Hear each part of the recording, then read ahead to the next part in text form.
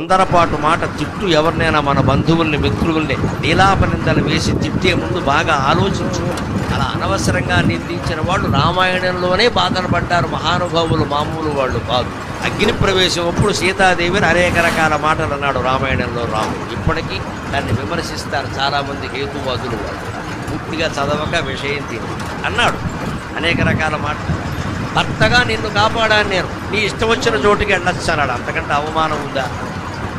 ఆ మాట ఎందుకు రాముడి నోట వచ్చిందో తెలుసా?